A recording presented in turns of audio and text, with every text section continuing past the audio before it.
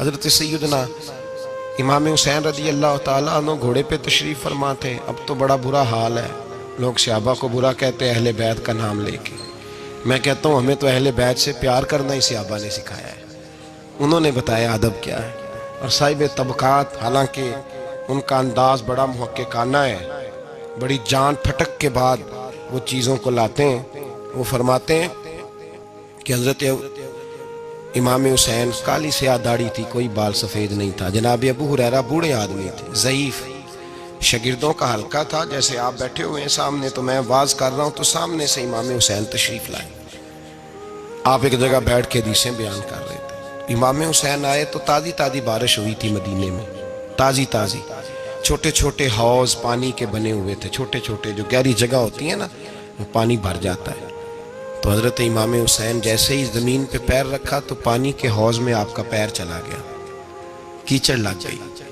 شاگردوں اور مریدوں میں سے اٹھ کے کسی کی دست بوسی کرنا خاصا مشکل ہوتا ہے. حضرت سیدنا ابو ہریرہ رضی اللہ تعالیٰ عنہ دیکھ رہے تھے، جو ادھر لوگ بیٹھے تھے وہ نہیں دیکھ رہے تھے. حضرت ابو ہریرہ دیکھ رہے تھے، وہ اٹھے، دوڑے گئے اور پھر جا کے اپنے سر سے پگڑی کھولی اور پھر امام حسین کا پیر جیسے ہی صاف کیا تو امام حسین نے پیچھے کیا، کہا حضور آپ بوڑھے ہیں، میں جوان ہوں، تم آپ میرے لیے عزت کے قابل ہیں، میرے نانا جان کے آپ غلام ہیں، یہ آپ کیا کر رہے ہیں؟ سیدنا ابو ہریرہ رضی اللہ تعالیٰ انہوں نے پیر چھوڑا نہیں، زور سے پکڑ لیا، رونے لگے، کہنے لگے حسین تجھے نہیں دیکھ رہا، میں تو محمد عربی کی نسبت کو دیکھ رہا ہوں. تو میرے عزیز یاد رکھیں اس بات کو کہ نسبت ایک حسن ہے، نسبت ایک توانائی ہے، نسبت ایک وقار ہے. نسبت کی قدر کریں.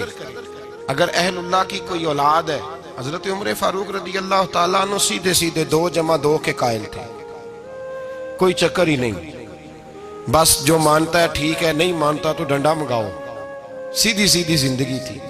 لیکن نسبت پر، پیار پر، خلوص پر، وفا پر حضرت عمر کا بھی کوئی سمجھوتا نہیں. امام اعظم ابو حنیفہ رحمت اللہ علیہ، امام صاحب سے سند لینے کے لیے لوگ ہزاروں میل کا سفر کرتے ہیں، ہزاروں میل کا. اب تو پرائمری ٹیچر بیچارہ جا رہا ہو نا سائیکل پہ تو اس کا شاگرد لینڈ کروزر پہ گزرتا ہے تو کئی دفعہ استاد پہ دھواں چھوڑ جاتی ہے اس کی گاڑی، اسے پتہ ہی نہیں کہ کتنی قدر والے معاملات ہیں یہ. حضرت سیدنا امام اعظم، لاکھوں لوگ، کروڑوں لوگ آج بھی ان کی تقلید کرتے ہیں. امام صاحب کا قول دنیا میں حجت کے طور پہ مانا جاتا ہے. آپ کے شاگرد کہتے ایک باغ میں بیٹھ کر ہم کچھ لکھ رہے تھے، بہت ساری کتابیں بکھری ہوئی ہیں چاروں جانب. جب آدمی تحریر کرتا ہے نا، جو مصنف کتابیں لکھنے والے ہیں، وہ دنگل کا سما ہوتا ہے، ادھر چیز بکھری ہے، کوئی ادھر چیز بکھری ہے، بڑے ان کے معاملات سخت ہو جاتے ہیں. تو کہتے ہیں کہ بڑا بکھرا ہوا سامان تھا، ہم ایک باغ میں بیٹھے تھے، کھلی فضا میں کام ہو رہا تھا. تو بعدوں کا شاگرد بھی بٹھائے جاتے ہیں، حوالے ڈھونڈو تو بخاری دیکھ، تو مسلم دیکھ، بٹھائے جاتے ہیں ساتھ. شاگرد بھی بیٹھے ہوئے تھے. تو کہتے ہیں بچے باہر گیند سے کھیل رہے، ایک گیند آ گئی باغ میں، ایک چھوٹا سا بچہ گیند لینے آیا تو امام صاحب اٹھ کے کھڑے ہو گئے، بچہ گیند لے کے چلا گیا. اب بچے کھیلتے ہیں تو کتنی دفعہ گیند آئے گی، پھر دوبارہ وہ گیند آ گئی، وہی بچہ پھر آیا، شاید اس کی ڈیوٹی یہ تھی. وہ جب دوبارہ آیا تو امام اعظم پھر کھڑے ہو گئے. وہ تیسری دفعہ آیا تو امام صاحب پھر کھڑے ہو گئے. اب شاگرد بیچارے اکتا گئے کہ ہم اتنی مشکل سے نوٹ سیدھے کرتے ہیں، بابا اٹھتا ہے تو کتابیں پھر بکھر جاتی ہیں. 3-4 دفعہ ہوا تو ایک شاگرد کہنے لگے حضور بس بھی کریں گے تو 100 دفعہ آئے گا، تو آپ بوڑھے آدمی ہیں، گھٹنوں میں درد بھی، آپ 100 دفعہ کھڑے ہوں گے. تو امام صاحب فرمانے لگے یہ 1000 دفعہ بھی آیا تو میں 1000 دفعہ کھڑا ہو جاؤں گا. کہا کیوں؟ فرمانے لگے اس لیے کہ یہ میرے استاد کا پوتا ہے، یہ میرے استاد کا، یہ ان کا پوتا ہے، تو میں نے وہاں سے خیر لی ہے، میں ان کی نسلوں کی بھی تابعداری کروں گا. وہ جتنی دفعہ آئیں گے میں اٹھ کے، یہ بے مروت سا زمانہ ہے، بے کیف سا، اس میں خشکی ہی خشکی پائی جاتی ہے. وہ لوگ جو بیٹھے ہیں دروازوں پر، دیکھیں نا نبی پاک صلی اللہ علیہ وسلم نے یہ نہیں فرمایا کہ میری فاطمہ کی بڑی فضیلت ہے، یہ تہجد گزار ہے. حضرت بی بی صاحبہ کے لیے یہ لفظ میرے نبی پاک صلی اللہ علیہ وسلم نے کہیں نہیں بیان فرمایا کہ میری بیٹی قائم اللائل ہے، صائم الدہر ہے، یہ بہت بڑی عالمہ ہے، یہ آپ کو نہیں ملیں گی. حضور نے فرمایا بس میری بیٹی ہے. الفاطمہ تو بدعت، اس کا کمال یہ ہے کہ یہ میری اور تمہارے لیے اتنا کافی نہیں کہ محمد عربی کی بیٹی ہے صلی اللہ علیہ وسلم. فرمایا جس نے اس سے پیار کیا اس نے مجھ سے پیار کیا، جس نے اس سے بغض رکھا اس نے مجھ سے بغض رکھا. تو شرف نسبت یہ صوفیاء نے کوئی گھڑ نہیں لیا نظریہ، یہ قرآن کا، حدیث کا، صحابہ کا بتایا ہوا معاملہ ہے. قدر ایک قیمتی چیز کا نام ہے. قدر والا فیض یاب ہوتا ہے، اور جو بے قدر ہوتا ہے نا اس کا فیض سلب ہو جاتا ہے. جس نے سمجھ لیا نا کہ فلاں چیز میری رینج میں ہے، میں جب چاہوں جیسا چاہوں ویسا ہو جائے گا، وہ گیا. اور جس نے کہا نا نہیں میں تو سال کے راہ ہوں، اس کی مہربانی توجہ کر دیتا ہوں، وہ بچ گیا. اللہ قرآن مجید میں فرماتے ہیں کہ تم اپنے رب کا ادراک نہیں کر سکتے، تم اسے قید کر سکتے، سوچوں میں آنکھوں میں وہ قید ہو سکتا. اسے مانتے جاؤ، اس کا قرب تلاش کرتے جاؤ، اس کے رستوں پہ چلتے جاؤ، اسے قابو کرنے کی کوشش نہ کرنا. یہ جو قابو والا معاملہ ہے نا یہ ٹھیک نہیں. قدر کرنے والے بچ جاتے ہیں، قدر والا فیض یاب ہوتا ہے، بے قدر نقصان اٹھاتا ہے. یاد رکھیں حضرت خواجہ نظام الدین محبوب الہی رحمۃ اللہ علیہ کے خلیفہ تھے حضرت امیر خسرو، بلکہ محبوب تھے. کبھی کبھی خلیفے اور محبوب میں بھی فرق ہوتا ہے. بلکہ محبوب تھے حضرت امیر خسرو رحمۃ اللہ علیہ. تو بادشاہ کے وزیر تھے. تو بادشاہ نے کہا ایک دفعہ کہ میرے لیے دعا تو کراؤ، دلی کے حالات ذرا خراب ہے.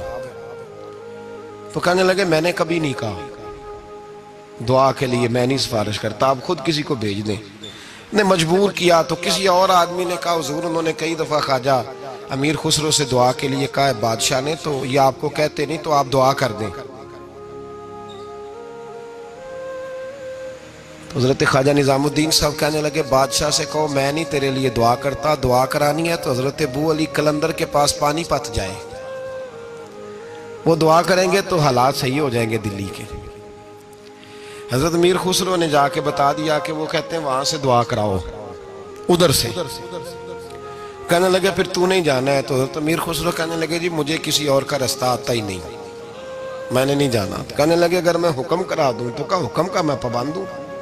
حکم ہو گیا حضرت خواجہ نظام الدین صاحب کی طرف سے کہ جاؤ پانی پت. حضرت امیر خسرو گئے حضرت ابو علی قلندر کے پاس، ان سے جا کے دعا کرائی. پانی پت بڑی دور ہے دلی سے. دعا کرائی تو کہا بادشاہ سے کہنا حالات صحیح ہو جائیں گے، اور جب صحیح ہو جائے نا تو پھر میرے پاس آئے، صحیح ہو جائیں. دعا کی تو اگلے دن ہی معاملات بہتر ہونے لگے. ایک ہفتے میں سب چیزیں بادشاہ کے کنٹرول میں آ گئیں. گھوڑے پہ بیٹھا، مٹھائی لی، پھل لیے، پانی پت گیا. حضرت سے جا کے کہا حضور میں حاضر ہوں، کیا بتانا تھا آپ نے؟ آپ فرمانے لگے تو نے دعا کے لیے خواجہ نظام الدین صاحب سے کہا تھا، تو انہوں نے کیا کہا؟ کہ جناب انہوں نے کہا آپ سے دعا کرائیں. فرمانے لگے میں دعا کروں جو ہر جمعرات خود خواجہ نظام الدین صاحب سے دعا کرانے جاتا ہوں، ہر جمعرات جاتا ہوں دلی اور ان سے دعا کرا کے آتا ہوں. تجھے پتہ یہاں کیوں بلایا ہے؟ یہ بتانے کے لیے کہ تیرے حالات خراب کیوں ہوتے ہیں. کہا حضور کیوں ہوتے ہیں؟ فرمانے لگے تیرے حالات اس لیے خراب ہوتے ہیں کہ تو حضرت خواجہ نظام الدین صاحب کی قدر نہیں کرتا. ان کی قدر شروع کر دے، میرا وعدہ ہے تیرے حالات صحیح ہو جائیں گے. انہیں قدر چھوڑ دی ہے رب کریم کے بندے کی. تیری بغل میں رہتے ہیں نا، ساتھ ہوتے ہیں، تو کہتا ہے وہ تو میری رینج میں ہے، مسئلہ ہی کوئی نہیں، تیرے پاس ہوتے ہیں. اور فرمایا انہوں نے وہ دعا کرتے تو اللہ تیرے پہ بڑا فضل کرتا. انہوں نے میرے پاس تجھے بھیجا ہی اس لیے تاکہ تجھے ذرا قدر پتہ چلے کہ اللہ والوں کی کوئی قدر بھی ہوتی ہے. ایسے ہی تو میرے بھائی یاد رکھیں نسبت کا ایک درجہ ہے، اور یہ ہم نا چکروں میں پڑے رہتے ہیں جس کی وجہ سے نقصان اٹھاتے ہیں. اپنے آپ کو سمیٹ کے رکھیں، نظر پر، زبان پر، سوچ کو پابند رکھیں، اور سیدھا سیدھا جب خیر لینے کا ارادہ بندہ کر لیتا ہے تو پھر اللہ اس کے لیے اسباب بھی پیدا کر دیتا ہے، اور جس کی گردن اکڑی رہتی ہے اس کا نقصان ہوتا ہے. اللہ ہمیں سمجھنے کی توفیق عطا فرمائے.